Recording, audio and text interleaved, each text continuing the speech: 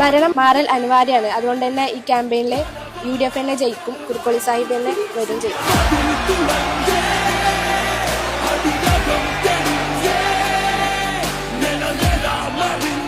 തിരൂരിൽ കുറുക്കോളി തന്നെ തുടരും.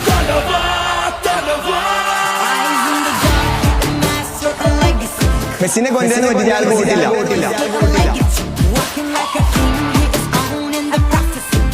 UDF വന്നിട്ടേ കാര്യമുള്ളൂ, നമുക്ക് UDF തന്നെ ഉണ്ടാവുള്ളൂ. അപ്പൊ കുറുക്കോളി തന്നെ തുടരട്ടെ.